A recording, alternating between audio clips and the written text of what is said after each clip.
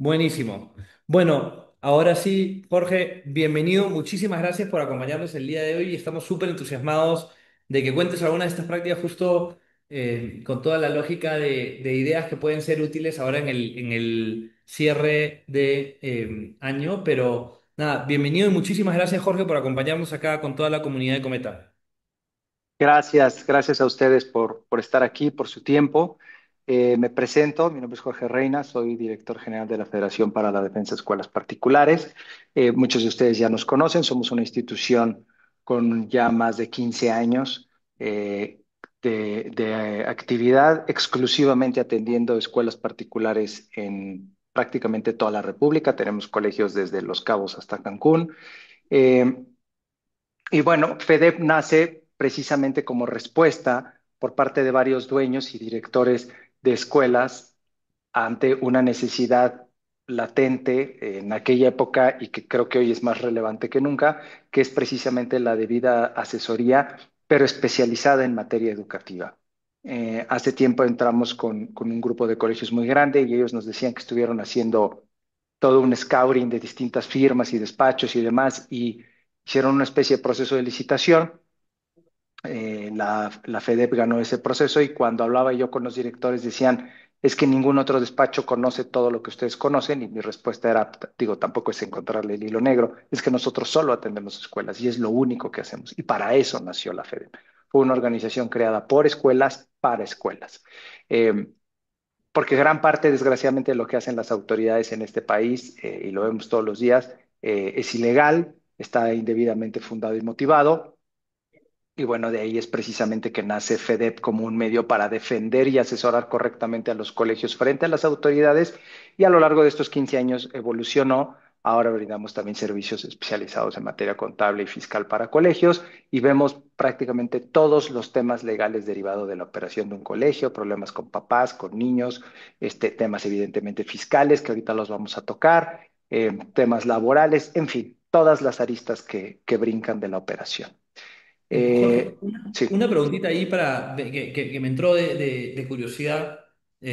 Lógicamente tienes que tener cercanía con escuelas para poder detectar esa necesidad de una firma específica para el sector. Cuéntanos un poquito cómo entraste a ese mundo, al mundo educativo, ¿no? El mundo que nos encanta, creo que todos los que estamos acá, es porque nos apasiona la educación y me encantaría conocer cómo fue que entras al claro. mundo educativo y empieza ese camino. Fíjate que fue un poquito de suerte. A ver, a mí me tocó entrar a trabajar con literalmente por un amigo. Me dijo, oye, tengo un compañero de maestría que es miembro del consejo de un colegio británico de los más grandes de México. Tienen unos problemas, ya fueron con tres, cuatro abogados, nadie les encuentra. Fui a hablar con ellos, les encontré la solución y así fue como yo empecé a trabajar con colegios. De esto tendrá aproximadamente hace unos 18 años. Y derivado de mi trabajo con ese colegio en particular, fue que empecé a entender muchas cosas de lo que estaban mal en la operación de las escuelas desde el punto de vista legal. Y les pongo a todos un ejemplo. Cuando la SEP te dice que no puedes correr a un alumno, que no lo puedes reprobar, que lo, pues lo tienes que pasar de año, todo eso son disposiciones ilegales por parte de la autoridad. Y entonces yo empiezo a escribir, hace muchos años cuando existían los blogs, empiezo a escribir una serie de artículos y los empiezo a subir online. Eh, y un día me hablan precisamente de una organización que se estaba creando y me dicen, oye, encontramos tus artículos, se nos hizo muy interesante, justo nosotros somos dueños de algunos colegios, estaban en Chihuahua, en Monterrey, dos aquí en la Ciudad de México, estamos pensando en crear una organización, queremos hablar contigo. Y precisamente fue así, de esa amalgama, que nace lo que hoy en día es la Federación para la Defensa de Escuelas Particulares, ¿no? Ya como una organización más allá de un despacho legal, sino una organización, insisto, creada por escuelas exclusivamente para satisfacer las necesidades de los colegios particulares. No, totalmente. Y ahí, Jorge, una de las cosas que es interesante es lo que mencionaste, ¿no? Ahí un poco en esta industria es una industria muy de boca a boca, no solamente para las escuelas cuando contratan proveedores, sino también las escuelas cuando los buscan los alumnos. Entonces, me da gusto escuchar que justamente parte del crecimiento viene de cómo te has ido generando el nombre, cómo has ido escribiendo. Pero quería empezar con una pregunta, tal vez, eh, y que tal vez hoy día ya nada te sorprende, pero cuando enrumbaste en esto, ¿qué fue lo que te sorprendió al trabajar con las escuelas? ¿Qué fue lo que más te llamó la atención? Si te soy totalmente franco, lo que más me llamó la atención era lo grandes que puedan llegar a ser las escuelas como empresas, ¿no? O sea, toda la cantidad de nómina, ingresos, egresos, clientes siendo los clientes los papás, los alumnos, y lo mal organizadas que estaban. Me topé con colegios y nos seguimos topando hoy en día, 16 años después de la creación de FEDEP. Colegios de los más grandes, de los de mayor renombre, no todos, pero me sigo topando con colegios que todavía me dicen, oye, ¿y cuál es el contrato de prestación de servicios educativos que firmas? No, pues es que aquí no tenemos contrato. Oye, ¿y quién te revisa tus cosas? No, pues es que el contador lo checa. Híjole, pues eso es como decirle al abogado, preséntame mi declaración para devolución del IVA, ¿no? Pues no le va a entender, son cosas súper diferentes. Eso fue lo que más me llamó la atención, cómo de manera empírica trataban de resolver los problemas pero no tenían como tal una asesoría legal y eso formaba un círculo vicioso. Como no había, las escuelas no contrataban a los abogados, pues los abogados no tenían ni idea de cómo debía de operar una escuela o de todas los matices de la materia educativa, derechos humanos, administrativo, penal, laboral, hasta familiar tenemos que ver, por si se pelean los papás por la patria potestad del niño, se lo puedo no entregar como colegio. Entonces fue más empírico nuestro crecimiento, pero esa parte yo creo que fue lo que más me sorprendió.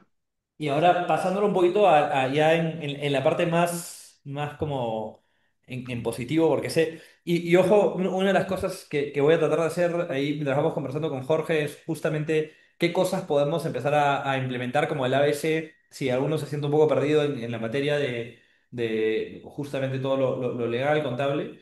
Pero quería empezar, Jorge, ¿qué es lo que más te motiva y para llevar un poco más el lado humano de lo que está detrás de la fe? Siempre digo que, o sea, estoy convencido de que gran parte de lo que hacemos aunque se escuche romántico y tonto, es mejorar a México. A ver, como yo lo veo, las autoridades, y la verdad es que ni siquiera tiene que ver algo con el partido político que actualmente gobierna, o sea, esto ya viene de mucho tiempo atrás, pero las autoridades cada vez tienen más una mentalidad de que pareciera que las personas menos educadas son más fáciles de gobernar y seguramente así es. El punto es, cuando no puedes tener una escuela de excelencia y no puedes tener una población de excelencia si tú como escuela estás obligado a pasar a todos los niños aunque reprueben todas las materias. Estoy convencido de que para lograr la excelencia como país empieza en la educación y necesitan las escuelas particulares tener esa posibilidad de sacar a las manzanas podridas y exigirle a los demás alumnos para que realmente crezcan y sean pues, los ciudadanos del futuro que hagan crecer a este país, ¿no? Y eso es gran parte de lo que nosotros hacemos, defender a la institución y decirle cómo sí pueden ellos hacer valer sus derechos, porque hoy en día pareciera ser que todos son, lo único que importa son los derechos del niño y los derechos del papá, pero nadie piensa en los derechos de las escuelas, ¿no? Como decía un maestro mío hace muchos años, antes las escuelas perdón, los maestros y los papás regañaban a los niños, hoy en día los niños y los papás regañan a los maestros. Sí, totalmente. Y hay una evolución y sin duda ese vacío es súper real y súper importante de trabajarlo. Me entusiasma, Jorge, que estés ahí cubriendo justamente esa parte. Y quería ya empezar a entrar, hablábamos un poco de la idea del webinar hoy día y hablar del cierre del año. Estamos ya quincena de diciembre y lógicamente hay un montón de estrés de cerrar el año de la mejor manera. Pero antes de entrar en eso, una de las cosas que yo he venido detectando es que ha habido una evolución de las autoridades, no solamente y hay distintas, ¿no? Pero quería enfocarme en el SAT y qué ha ido pasando en los últimos años. Yo hablaba con un colegio y me soltó este término que me dio risa, ¿no? Y me dijo algo como el SAT ahora está ejerciendo un terrorismo fiscal, ¿no? Y quería ver un poco, a ti te toca ver de todo, ¿no? Desde las cosas más sencillas hasta las más complejas. ¿Qué has visto cómo ha Correcto. evolucionado el SAT y cómo ha ido cambiando las exigencias de parte de la autoridad? Mira, esta parte es sumamente interesante y depende mucho del lente con el que se vea. Totalmente de acuerdo con el término. Claro que cada día es más el terrorismo fiscal que ejerce nuestra autoridad fiscal. Ya tiene muchos años incrementándose.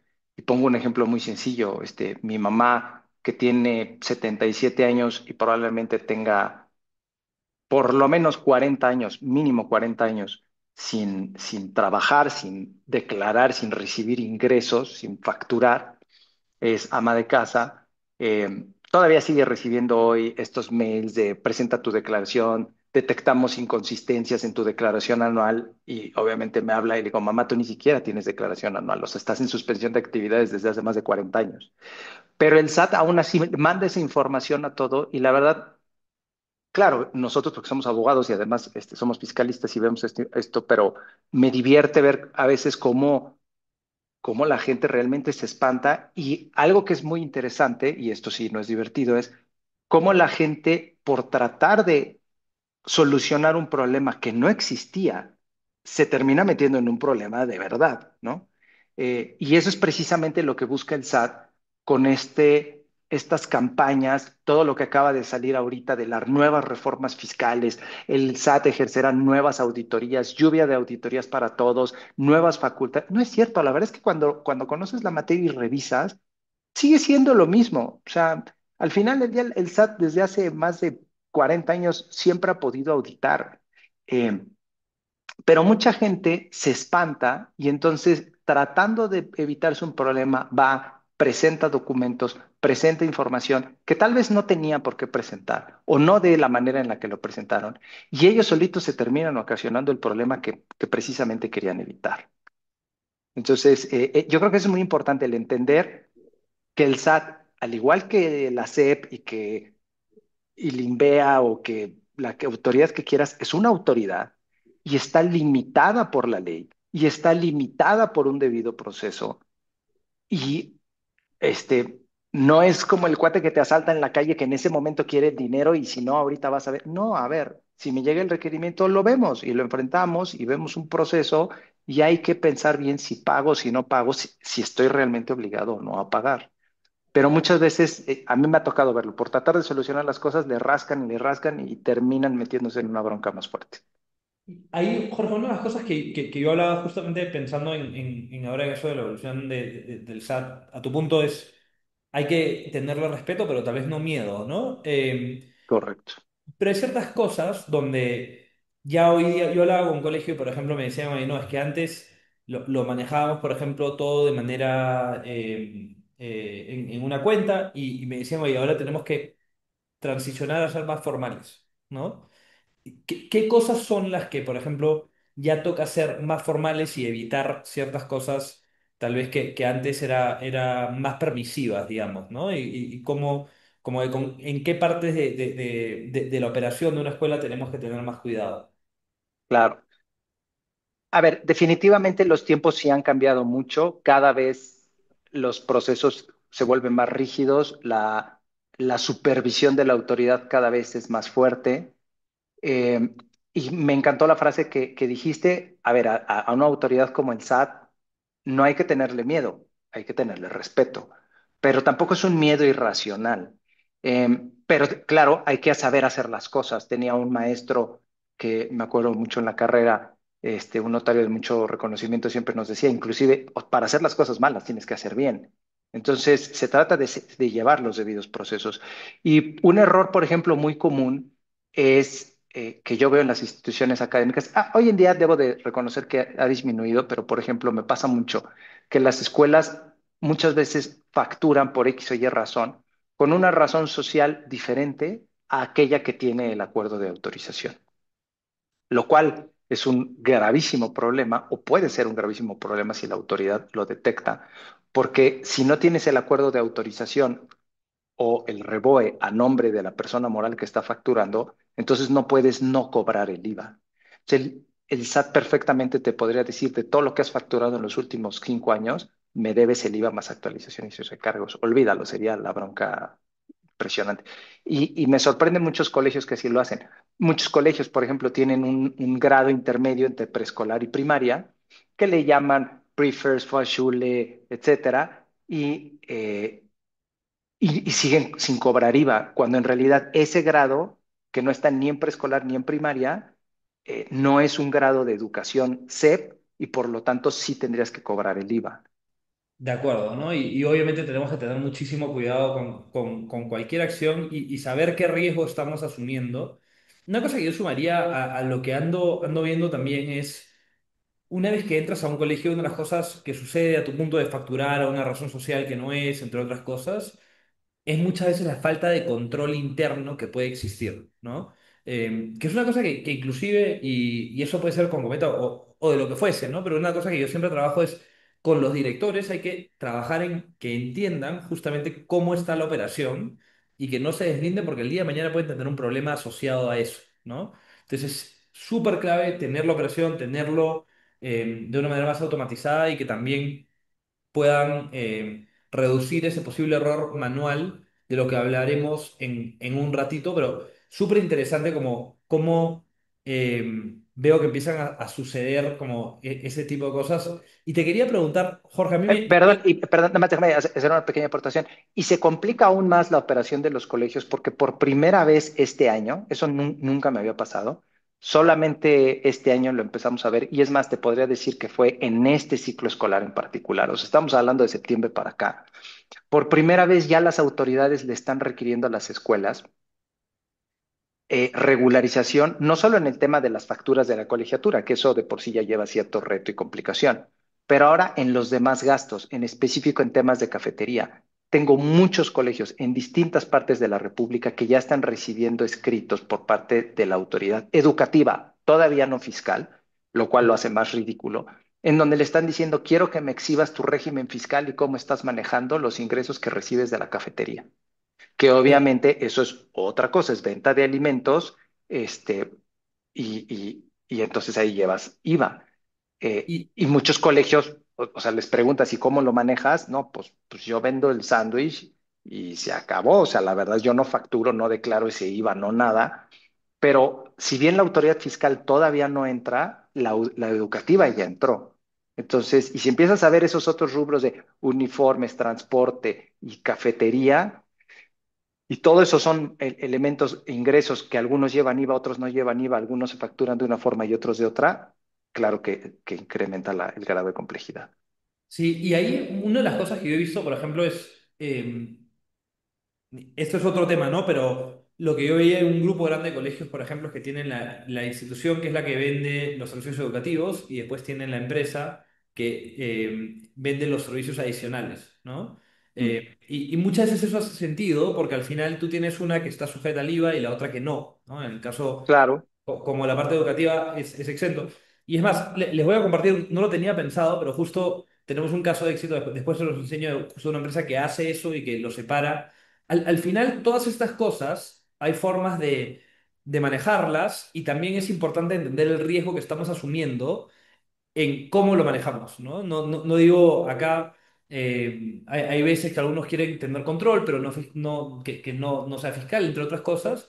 Lo importante es entender el riesgo que estamos asumiendo en cada etapa, pero después les voy a compartir justo un caso de éxito que me parece bien interesante de cómo podemos aprovechar, porque también hay ciertos beneficios, Jorge, de formalización de ciertas cosas. Seguramente hay clientes con los que lo has visto y al final, por ejemplo, se puede vender más, entre otras cosas, ¿no? Em, pero una de las cosas que quería entrar, Jorge, es, a ti te ha tocado seguramente estar con muchas escuelas que por errores en esta época del año terminan teniendo problemas en lo que va a pasar en los próximos meses, en el cierre del año, en auditorías, ¿no? Y quería preguntarte un poco, ¿qué has visto? Si quieres, partamos de lo negativo oye, ¿qué errores han tomado? O que has visto relativamente frecuentes en el cierre del año que después tienen un impacto, tal vez no inmediato, pero en el futuro.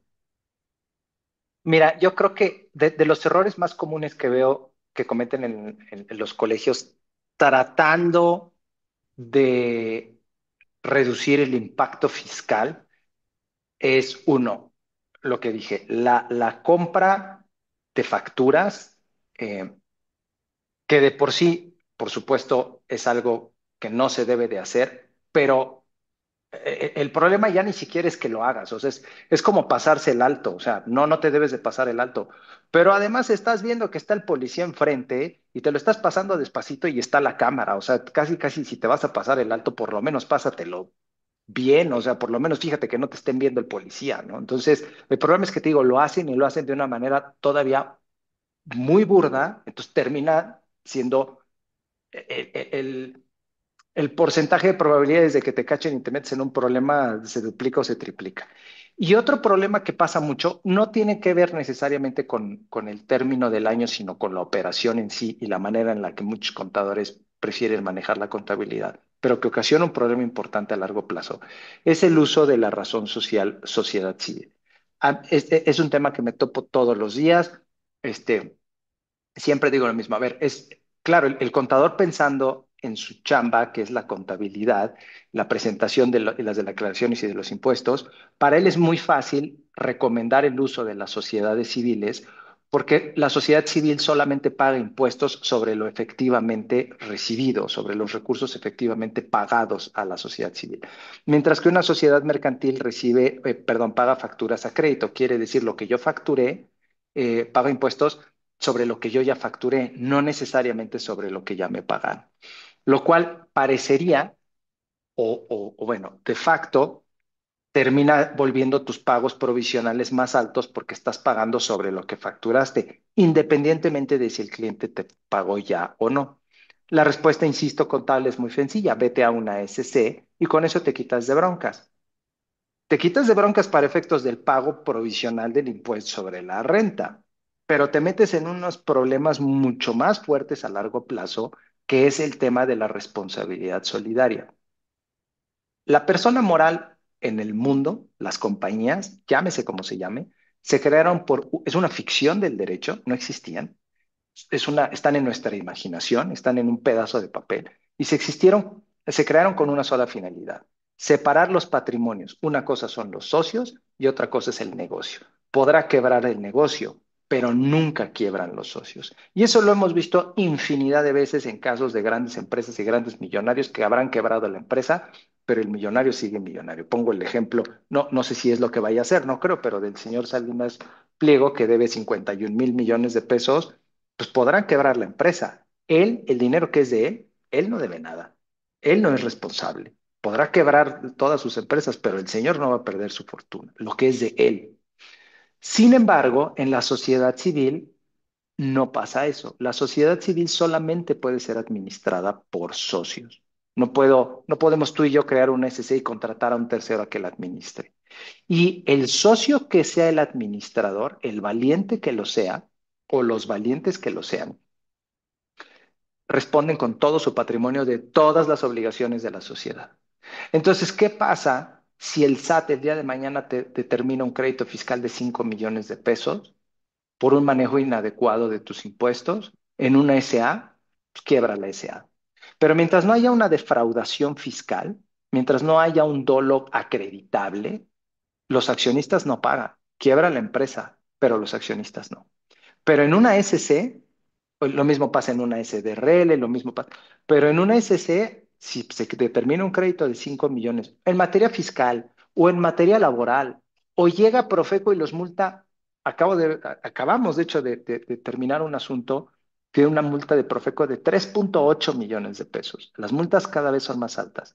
Y la SC no la paga. Ah, perfecto. Me cobro con la cuenta bancaria o la casa o los coches del socio administrador. Y eso los contadores no lo mencionan cuando sugieren una SC. Cuando, como sociedad mercantil, tienes muchas maneras de reducir el gasto, o mejor aún, de reducir el ingreso eh, fiscalizable, por llamarlo así, eh, que es base de la tributación, para que el próximo año, para reducir el coeficiente de utilidad, que es lo que todo el mundo está tratando de hacer ahorita, gastar para reducir tu coeficiente de utilidad y con ese coeficiente de utilidad menor pagas impuestos provisionales menores el próximo año y ya en el anual te ajustas. Entonces, el error es ese, creer que con una SC eso se soluciona. Para mí, el riesgo es demasiado grande. Por una solución que a mí no se me hace que lo amerite, o sea, de todas formas en la anual te tienes que poner al corriente. Esto solo sirve para efectos de impuestos provisionales, pero el liability que compran los socios poniendo su nombre y respondiendo con su patrimonio de todo, a mí se me hace muy grande. Sí, y ahí hay que tener mucho cuidado, de nuevo, ¿no? Como ese tipo de acciones es justamente cada vez están más supervisadas y tenemos que, con lo que venimos hablando de esto y justamente ir hacia mayor formalidad se vuelve más interesante. Yo, Jorge, en esa línea es algo que no es tan evidente con el cierre de año, pero una de las cosas que tú me mencionabas cuando hablábamos es que uno de los errores más grandes es no prepararse para el siguiente ciclo escolar en esta época. Y cuando me Claro. decía una de las cosas de los vacíos más grandes, lo mencionaste al inicio, ¿no? De no hay un contrato de servicio, ¿no? Y una de las cosas que termina pasando es en estos meses, y más en febrero, que es el momento clave, empieza todo este proceso de reinscripciones. Y me decías, oye, que has visto un sinnúmero de problemas por justamente no prepararse correctamente con todo el flujo de la restricción, de cómo asegurarse el contrato y demás. Y quería que cuentes un poquito de esas errores y malas prácticas que has encontrado en el pasado. Fíjate que es muy importante el tema que tocas para las fechas, porque efectivamente antes, sobre todo yo creo que antes de la pandemia, en mi experiencia, digo, ya aquí nuestro público tendrá mayor información, pero efectivamente las inscripciones solían ser en febrero. Pero lo cierto es que a partir de la pandemia, las escuelas, también por un tema de financiamiento, han ido recorriendo cada vez más pronto las inscripciones. Eh, y así como ya en noviembre ya estás viendo cosas de Navidad, en diciembre ya estás viendo reinscripciones. La escuela donde van mis hijos, tal cual lanzó a finales de noviembre el tema de la reinscripción y bromeaba yo con los demás papás, decía, "Puta, al rato está entrando la criatura al ciclo escolar 25-26 y en mismo septiembre estás pagando la reinscripción del siguiente ciclo, ¿no? O sea, pero bueno, lo punto es, digo, lo cual está perfecto, ¿eh? Al final del día, pues es un tema de organización administrativa, pero el punto es, para salir a tu reinscripción, ya sea en diciembre o en enero o en febrero o en noviembre, necesitas tener ya tus documentos listos. Y para nosotros, eh, definitivamente el documento más importante, la base, la piedra angular de gran parte de nuestra operación, es precisamente el contrato de prestación de servicios educativos. Porque ahí es donde fijamos todas las reglas del juego y es precisamente con esas reglas del juego que el día de mañana realizamos el 80%, 75% de la defensa del colegio frente a papás, frente a niños y frente a autoridades. Porque muchas veces cuando la autoridad llega conmigo, la SEP, la Profeco, el mismo, el SAT, y me dice, oye, ¿por qué hiciste esto? ¿Está mal? No, no, espérate, no está prohibido y aquí el papá lo aceptó, el papá lo firmó. Pero el problema es que muchos colegios siguen utilizando o documentos demasiado sencillos o de plano no utilizan nada. Me es muy común encontrar colegios que me dicen, ah, sí, todas las reglas vienen en el reglamento de disciplina. Eso me choca por una razón muy sencilla. Ningún papá firma o no tengo ningún colegio que firme el papá todas las hojas del reglamento de disciplina. Entonces, imagínate si tú y yo celebramos un contrato de arrendamiento y yo, muy sencillito de 2 páginas, conseguimos uno en una papelería. Y el día de mañana te digo, oye, Andrés, fíjate que necesito que salgas del departamento porque metiste una mascota y no se puede. Y tú me dices, oye, Jorge, pero nuestro contrato ya lo revisé y no dice que no se pueda. Ah, pero es que fíjate que yo tengo un reglamento de sanidad y ahí viene tu respuesta debería de ser, pues a mí me importa un pepino tu reglamento de sanidad. Yo no lo firmé. Y si yo no lo firmé, yo no me comprometí a eso. Entonces, tú podrás tener todos los documentos que tú quieras, pero los documentos internos de las escuelas no son como las leyes. El Estado sí te puede decir, aquí dice la ley, y aunque no lo hayas firmado por ser ley, tú estás obligado a cumplirlo. Pero eso es porque es una ley. Pero las escuelas no se vale eso de, hay un reglamento de disciplina y porque lo dice aquí entonces aplica. No, no, no. Aplica porque tú lo firmaste, porque tú lo aceptaste. Por eso es que nosotros siempre decimos, las reglas duras del juego y de protección, el tema de que no pueden llevar celulares o no pueden hacer mal uso de los celulares, el tema de que cualquier agresión a cualquier miembro de la comunidad vas para afuera, el tema de que si no pagas X números de colegiatura vas para afuera, el tema, todo eso tiene que venir en el contrato, porque y te lo tiene que firmar página por página el papá, hoja por hoja por lo menos. Es que es una friega, sí, ya sé que es una friega, pero es la única forma el día de mañana de si el papá dice, no, ¿dónde dice que me puedes exigir esto? Aquí está tu garabato, aquí dice. Tú lo firmaste.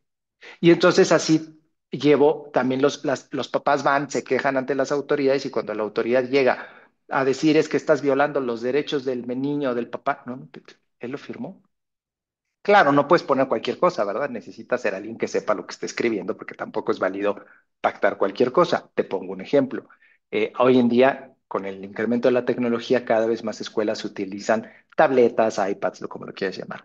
Sin embargo, la Ley General de Educación establece desde su reforma de 2019 que está prohibido para las escuelas, así terminantemente prohibido, exigir o condicionar de cualquier forma la prestación del servicio educativo a la adquisición de cualquier tipo de material o dispositivo. Entonces yo como escuela no te puedo exigir que traigas una tableta, no puedo. Oye, pero entonces, ¿cómo doy clases? No, bueno, pero como siempre. La ley no se puede romper, pero se puede doblar. Vamos a darle la vuelta. Ok, la prohibición es obligar al papá a comprarla, no obligar al niño a usarla. Perfecto, súbele la inscripción, saca un plan de arrendamiento y dentro del el papá te paga la inscripción, que esa sí te la tiene que pagar. Tu colegio rentas o compras las tabletas y se la das en comodato al niño. Y entonces ahí sí la puedes obligar a usar si el contrato dice. Yo no estoy violando la ley, yo no obligué al papá a comprarla, ¿no? Lo mismo con los uniformes. Todas esas reglas, digo, nuestro contrato es de más de 10 hojas. Cada cláusula está ahí pensada o motivada por algo que le sucedió a uno de nuestros más de 600 colegios en nuestros más de 15 años atendiendo escuelas. Pues cada cláusula, siempre digo, es por algo, revísenla y la platicamos, pero sí es muy importante no llegar a la guerra. Me llegan a veces sin fusil, sin uniforme, no traen más que calcetines, pues así está muy difícil. Sin duda, ¿no? Y una de las cosas que yo veía es que al final, eh, por toda la carga operativa no lo firman, ¿no? A tu mundo es una friega, ¿no? Y dices, oye, no lo firmo. Una cosa interesante que justo, Jorge, veíamos con tu equipo era, oye, ¿cómo hacemos para que sea digital, ¿no? Y obviamente hay ciertos recursos para cuidarlo. Justamente con el equipo de Jorge estuvimos viendo para ver la viabilidad y ahí tenemos una novedad de que desde Cometa vamos a estar lanzando en enero, febrero, la firma digital para que todos lo puedan tener y que por lo menos sea más sencillo. A tu punto, Jorge, que vayan un poco más preparados Claro, a esa situación de, por ejemplo, lo que yo he escuchado varias veces es que al final muchos papás, y probablemente los más problemáticos, justamente es el que menos quieres que firme porque dices, no, es que si lo obligo a firmar y lo condiciono, por ahí se pone complicada la relación, pero justamente ese papá es el que más va a ese, firmar, ¿no? exacto, es el que Entonces, más se tiene que firmar. Y fíjate que ese tema de que también hay mucha desidia en el tema a veces del uso de estos documentos, a veces los mexicanos caemos en el enorme riesgo, somos de los países con menor cultura del seguro, porque el mexicano normalmente la verdad es que tendemos, o tiende, yo no, a tapar el pozo ya que se ahogó el niño, ¿no? Entonces, si ¿para qué compro un seguro si no voy a chocar? ¿Para qué hago un testamento si no me voy a morir? Pero pues obviamente son cosas que pasan. Ahorita vi un comentario que decía, ningún contrato está por encima de la ley. De hecho, está mal. El contrato es ley entre las partes que celebran el contrato. Y ponían, siempre le van a dar la razón al menor. No, no es cierto, por supuesto que no. Nosotros tenemos 16 años de experiencia. Y te voy a poner un ejemplo muy sencillo. Siempre que una escuela, por ejemplo, quiere sacar a un niño, la autoridad lo que siempre contesta es, no puedes privar al niño de su derecho constitucional a recibir educación, porque efectivamente la Constitución dice que los niños tienen derecho a recibir educación. Ojo, la Constitución no dice tienen derecho a recibir educación en el colegio Cricri o en el colegio bla, bla, bla. Eso no lo dice la Constitución. Pero el decirle a una escuela, no puedes sacar al niño aunque no pague o aunque haya violado el contrato, porque es un niño, sería lo mismo, y fíjate la estupidez de la analogía, pero por eso lo digo, para enfatizarlo. Imagínate que una persona, un matrimonio tuviera 3 hijos y renta un departamento y no paga las rentas. Los niños también tienen constitucionalmente el derecho a una vivienda digna. Quiero ver que el juez no saque a los arrendatarios y les diga, pues ni modo, se van a quedar en este departamento viviendo gratis o violando el contrato porque hay niños. y el niño va por encima de todo. No, no es cierto. Y yo tengo tres hijos. Los niños no van por encima de todo. Hay jerarquía de derechos, pero por supuesto que los particulares y las escuelas tienen derechos y a veces esos derechos van por encima de los derechos del niño, ¿no? De la misma forma que el arrendador va a decir, no, pues entonces no le rento a nadie con hijos porque nunca los voy a poder sacar. No. Entonces, sí se tienen que firmar las cosas y claro que hay maneras de defender y de seguir debidamente el proceso de inscripción para proteger a las escuelas. No podemos caer en esa mentalidad de, no, pues si tomas no se puede hacer nada. Bueno, por lo menos nosotros no somos así. Una pregunta, Jorge, cuando tú ves estos casos donde en efecto sí se pierde, porque esto nace y estas opiniones nacen de experiencias que seguramente en efecto ha pasado de que pierdes demandas y demás. ¿Qué es lo que tú ves que es el error más frecuente? Tal vez es algo de contrato, tal vez es algo de proceso, pero me encantaría entender como cuáles esos errores que llevan a que estemos desprotegidos legalmente cuando empezamos ese flujo de restricción, ¿no?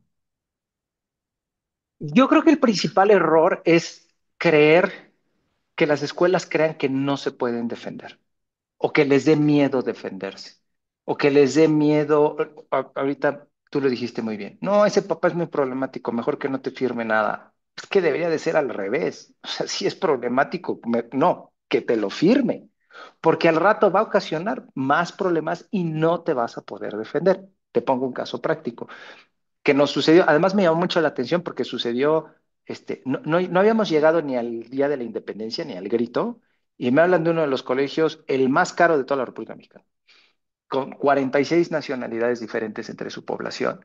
Y resulta que en el Meet the Parents Day, o sea, estaba empezando, era la segunda semana, dos papás se agarraron a golpes en la escuela. O mejor dicho, uno agarró a golpes a otro. Los tuvo que sacar seguridad. Dije, pero llevan una semana de clases, o sea, por amor de Dios, contrólense. Y obviamente me dice la escuela, tenemos que sacar a esta familia, no la queremos, son nuevos, un señor increíblemente prepotente, que sinceramente yo pensaba que eso pasaba only in México, pues no, ya vi que no, unos asiáticos, y el problema era, el colegio no tenía nuestro contrato de prestación de servicios. Entonces, ¿cómo sacas al niño de la escuela? Que un papá se agarre a golpes con otro dentro del colegio no es una violación a ninguna norma en materia educativa. La SEP te va a decir, pues el niño no hizo nada, no lo puedes correr, y efectivamente, no lo puedes correr. Ah, lo que pasa es que nuestro contrato de prestación de servicios dice que si cualquier papá, mamá, hijo agrede de cualquier forma a cualquier miembro de la comunidad, vas para afuera. Ah, entonces sí puedo, pero porque lo dice el contrato y tu papá lo firmaste. Y así te podría poner millones de ejemplos de la importancia que tiene que si los papás, sobre todo los más rijosos, digo, en general, todos te lo tienen que firmar, no nada más unos, podría ser hasta discriminación pasárselo firma solo a algunos y a otros no, pero que si los colegios que insisto, además son verdaderas empresas, muchos de ellos más allá, inclusive por encima de las pymes o de las micros, que sí tengan bien sus procesos como cualquier empresa seria, ¿no?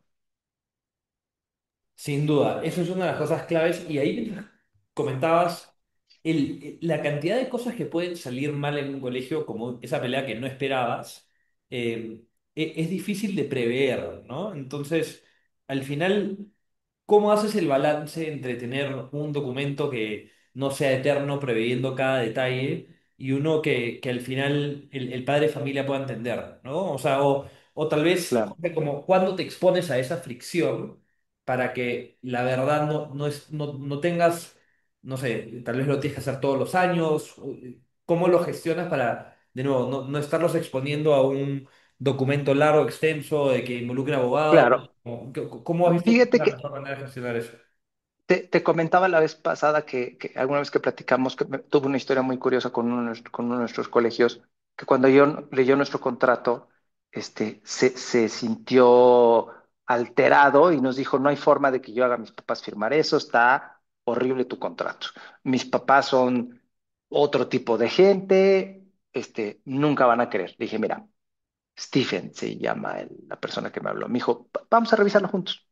Lo que quieras lo quitamos, yo no tengo problema, nada más. déjame leerlo contigo y te explico cada cláusula. Y al final, eh, creo que te comenté, terminé, y como dicen por ahí, esto es historia real, yo terminaba diciéndole, no, no, no, no, bájale el volumen. O sea, él le quería subir todavía más el volumen. Estaba emocionado con el contrato y ponle que esto y ponle. Le dije, no, no, a ver, Stephen, tampoco te emociones. El contrato sí tiene, si es extenso, claro, nosotros lo que hacemos es basarnos mucho en los cuerpos legales que ya existen. Por ejemplo, yo no me voy a poner a enumerar todo lo que puede hacer un niño por lo cual se puede ir de la escuela. Jamás acabaría, terminaría escribiendo 3 veces la Biblia. Y no, es muy sencillo. Me cometes una de las faltas previstas en el Código Penal, vas para afuera de inmediato. O sea, si ya incurriste en Código Penal, no olvídalo, vas para afuera. Y tienes más de 12 años, vas para afuera. Y con eso me ahorro pues un código que es de así de ancho y ahí ya vienen todos los diferentes delitos, ¿no? Entonces, y ese criterio lo utilizamos mucho también cuando asesoramos a los colegios que nos dicen, oye, pasó esto, ¿qué hago? ¿Lo corro, no lo corro? ¿Tú qué opinas? También nos esforzamos en ser siempre objetivos porque la subjetividad podría incurrir en discriminación. Vamos a ver qué dicen las leyes, ¿no? Hace poco tuve un caso de un niño que tomó la imagen de una niña y la puso en una imagen pornográfica y la circuló. Era un niño de 16 años. No, a ver, vas para afuera, eso es delito y ya tienes 16 años, ya estás grandecito. Pero poco tiempo después tuvimos un caso diferente, mucho más inocente, y era de un niño de 11 años. Yo le decía al colegio, no, yo no lo correría, digo, al final tú haces lo que tú quieras y nosotros te defendemos, yo emito recomendaciones. Pero pues tiene 11 años, los niños a los 11 años no pueden cometer delitos porque la Constitución establece que hasta los 12 años ya debes de discernir entre el bien y el mal. Entonces, 11 años, pues todavía estás chiquito, ¿no? Eh, pero sí, nos basamos mucho en el cuerpo jurídico que ya existe en este país para determinar qué sí y qué no aplica. Pero el Claro. hecho de que yo te diga, si cometes una conducta prevista en el Código Penal, te sales de mi escuela, si no está en un contrato, eso no lo puedo hacer. Y ahí una de las cosas que tú me mencionabas, Jorge, cuando hablábamos, es que el contrato no es algo que se tiene que firmar todos los años, ¿no? Es algo que lo puedes firmar una primera vez y después simplemente firmas la actualización de los términos y condiciones. Creo que me mencionabas ahí que la actualización de precios, por ejemplo. Pero no sé si me podrías recordar un poquito eso solamente para justo vi Correcto. Sí, que... obviamente las escuelas, pues, digo, tenemos colegios con más de, bueno, tenemos uno con más de 6,000 alumnos. Y obviamente me dicen pasar a firma 6,000 contratos, o sea, olvídalo, Jorge. Entonces, a ver, lo que nosotros hacemos, más allá de una posible solución tecnológica, que al día de hoy no, por lo menos nosotros no contamos con ninguna, pero lo que hacemos es preparar el contrato de tal manera que el contrato que sí son 8, 9, 10 páginas, solo se firma una sola vez y toda la información del niño se pone en un anexo que siempre es de una sola página. Entonces, el primer año firman todos los papás todo el contrato, ni modo. Pero a partir del segundo año ya nada más te firman el anexo, que el contrato ya está firmado y ese establece que se renovará mientras se esté renovando el anexo. Entonces, pues ya a partir del segundo año ya nada más te firman una página, que es donde viene la información del niño, los domicilios, tipo de sangre, colegiatura, año al que entra. Se vuelve un proceso muchísimo más ágil. Claro. Y ahí, Jorge, ya estamos llegando a la hora y justo siempre tratamos de hacer bien ahí. Respetuosos del tiempo. Y te quería preguntar lo que yo mencionaba al principio, ¿no? Una de las cosas que te llevas es muchas veces esa sorpresa de lo poco tal vez formalizado o estructurado que tienen ciertas cosas dentro de la escuela. Y en esos casos de esos colegios, ¿qué es lo básico que deben tener y por dónde partirías tú para asegurar que quede muy bien? Ahí, Roberto, agradezco el entusiasmo, así que... nada, Ya seguramente veo, gracias. será motivo de repetir algo parecido, pero bueno, quería llevármelo Eh, un poquito a eso. a ver, yo creo que, o sea, de las cosas que a mí me encantaría que se lleven todos nuestro público que nos hizo el favor de estar aquí el día de hoy, son ciertas ideas básicas. La primera, no todos nosotros estamos obligados a cumplir con lo que dice la ley, no a cumplir con lo que dice la autoridad. Muchas veces, muchas, no es lo mismo. ¿Ok? Segunda, no todo lo que está por escrito es ley. Hay muchas circulares que emite la autoridad. Y te pongo un ejemplo. En 2000, estamos en 2000, yo creo que en 2023 la SEP emitió un documento que si 2022 emitió una circular para todas las escuelas en donde categóricamente se prohibía que se reprobara a un niño de secundaria. Y en 2023 sacaron uno similar, más extenso, en donde básicamente los niños no pueden ya reprobar primaria. Eso es totalmente ilegal. Sí, sí está por escrito, pero es una triste circular de una autoridad y hay un principio que muchos hemos escuchado alguna vez que dice que los reglamentos y las circulares no pueden ir por encima de una ley.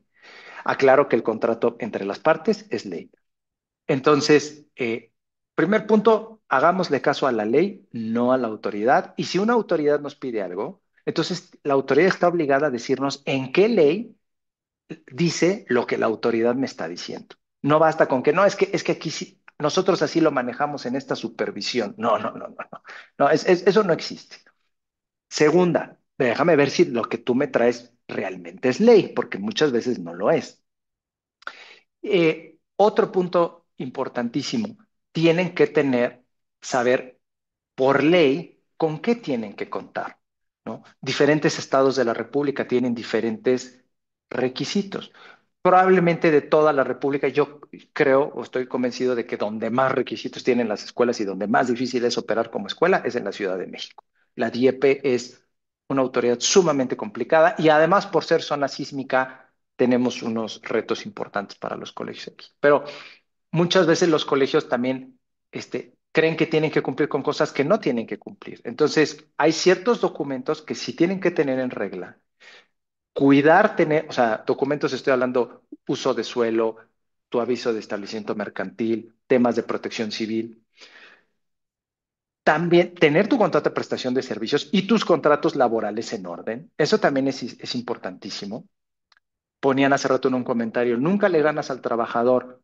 No voy a decir nunca, pero efectivamente es difícil ganarle al trabajador, pero les prometo que es mucho más difícil o van a pagar mucho más si no tienen un buen contrato a que si su contrato laboral está bien hecho. O sea, de todas formas te metes en un problema, pero hay de problemas a problemas. Y finalmente, pues que traten en la medida de sus posibilidades, que no le tengan miedo a defenderse a la autoridad, que no le tengan miedo a hacer valer sus derechos, que sepan que los particulares y las escuelas siguen teniendo derechos. He escuchado de muchos colegas, amigos, papás de colegios, hoy en día ya estoy en la edad en donde todos mis amigos son papás de los amigos de mis hijos, este, y me decía, no, es que ahorita con las reformas al Poder Judicial ya no existe la justicia. No, no, no, no, no es cierto. No seamos fatalistas, no caigamos en esa onda de pánico y terror. No, sigue existiendo el Poder Judicial para la inmensa mayoría de los mexicanos.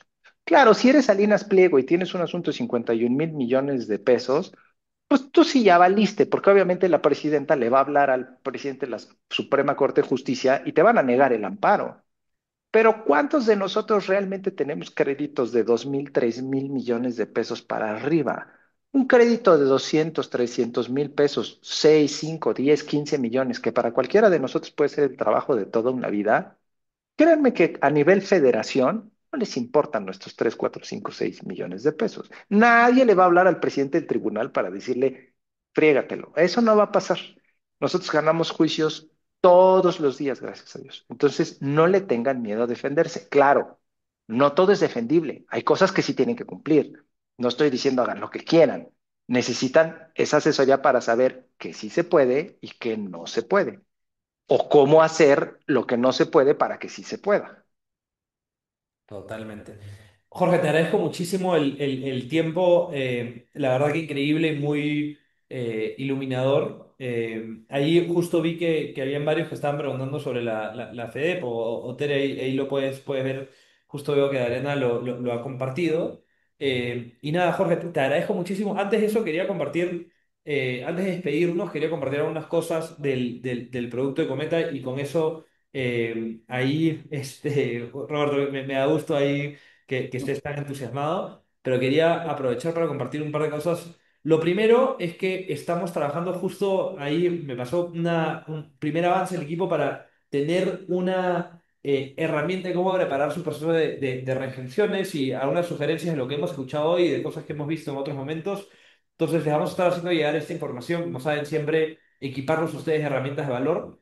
Y lo otro que les quería mostrar es justamente nosotros hemos sumado un producto de reinscripciones para poder facilitar el proceso de reinscribir alumnos, desde mandar mensajes automatizados por WhatsApp para que ellos puedan empezar a actualizar datos y consentimientos, que puedan darnos toda la información, que acepten términos y condiciones de manera digital.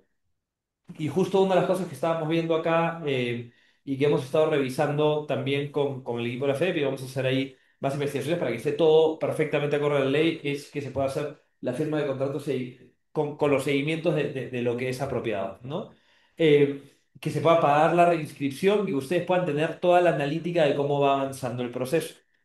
También quiero aprovechar para compartirles el ebook de marketing que creamos, que ya varios de ustedes lo han descargado, pero si quieren ver más información, a pesar de que hemos hablado mucho de temas legales, son temas legales que se atan a la retención de matrícula, que se atan a el crecer la comunidad. Entonces pensé dejárselos acá. Y lo último que les quería enseñar es un video testimonial que justamente teníamos y quiero enseñárselos porque hablábamos un poco con Jorge acerca de cómo podemos tener, por ejemplo, dos entidades y poder manejar el IVA. Y justamente tenemos un colegio que aplica esa estructura y les quería enseñar este video rápido, testimonial, y después ya damos unas palabras de cierre acá con Jorge.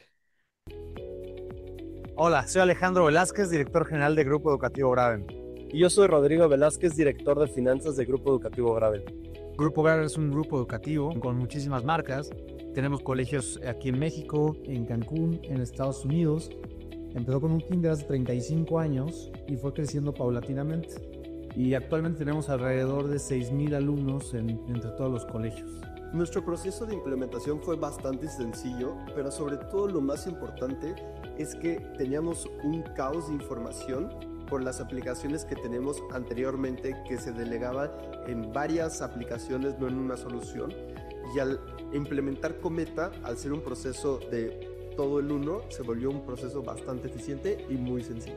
Una de las partes que nos encanta de Cometa es la tienda en línea. Esto nos ha ayudado muchísimo a exponenciar el negocio educativo.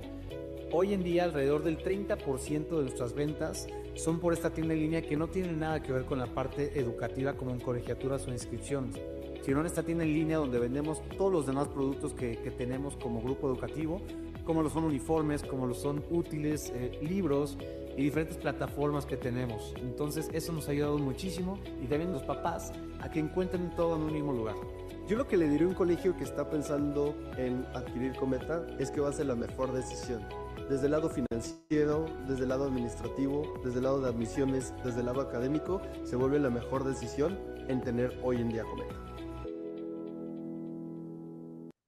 Buenísimo. Y ahí les quería compartir eso rápidamente, solamente para contarles eh, cómo salió justo el tema, me pareció pertinente, pero ya cerrando, quería acá cerrar con la invitación al próximo webinar. Vamos a estar sumando acá acerca de admisiones y cómo hacer crecer la matrícula en la parte de captación, que de nuevo Oscar y Diego dieron el webinar anterior de hace 2 meses y fue uno de los webinars más... de mayor satisfacción y quisieron generar un segundo. Imagino que con Jorge por ahí vamos a tener que generar un segundo basado en los comentarios. Pero nada, los invito a este próximo webinar y ahí se pueden registrar. Pero bueno, con eso quería volver, Jorge, muchísimas gracias. Muchas gracias a todos y como saben, les estaremos haciendo llegar la invitación al webinar. De verdad, súper entusiasmados y agradecidos ahí, Jorge, que nos hayas acompañado, que nos hayan acompañado todos de parte de la FEDEP. Así que nada, muchísimas gracias a la compañía y como saben, nos estaremos viendo en un mes. Así que feliz año, año nuevo, que disfruten con la familia en esta temporada de festividades. Y muchísimas gracias a todos acá desde... Gracias. Perdón, me sacó la computadora, pero ya regresé. Perdón, nada más si me permiten, Andrés, quería contestar unas preguntitas rapidísimo que vi que ponían aquí en el chat. Perfecto. Rapidísimo, digo, ya se me borraron, pero a ver, por ahí alguien preguntaba, decía, el contrato de prestación de servicios no puede estar por encima de la ley o por encima de la Constitución. Totalmente de acuerdo, ningún contrato puede estar por encima de la Constitución. Pero insisto, es que se trata de interpretar bien las normas. Cuando la Constitución dice todos los mexicanos tienen derecho a estudiar, no dice todos los mexicanos tienen derecho a estudiar en el Instituto Chapultepec, es en las escuelas públicas, porque además el tercero constitucional, para empezar, dice que la educación debe ser gratuita. Eso ya excluye automáticamente a las escuelas privadas. Entonces, no toda la constitución aplica a las escuelas privadas. De hecho, el tercero, fracción sexta, es la única fracción que aplica a las escuelas particulares. Alguien más preguntaba rapidísimo si sociedad mercantil es lo mismo que sociedad civil, es género y especie. Sociedad mercantil es el género y tiene diferentes especies, sociedad anónima, sociedad de responsabilidad limitada y las variaciones de la SA como SADCB, SAPI, etcétera. Eh, Perdónenme, había otras dos que quería contestar, pero ahorita como me sacó y volví a entrar, ya se me borró el chat. Pero bueno, me acordaba de esas, quería contestar. Súper. Y ahí, Jorge, creo que te vamos a molestar después para ver qué más podemos hacer porque veo que ha habido muchísimo interés. De nuevo, de todo corazón, muchas gracias por acompañarnos el día de hoy y gracias a toda la comunidad Cometa que siempre a mí me ilusiona ver a gente tan devota con la educación que a las 6 de la tarde, un 16 de diciembre, están acá conectados para aprender un poco más. Sí, con eso, muchísimas gracias a todos. Gracias de nuevo, Jorge. Gracias a todo tu equipo que trabajaron con nosotros para hacer esto realidad. Gracias a ustedes, que pasen todos muy buena tarde. Nos vemos.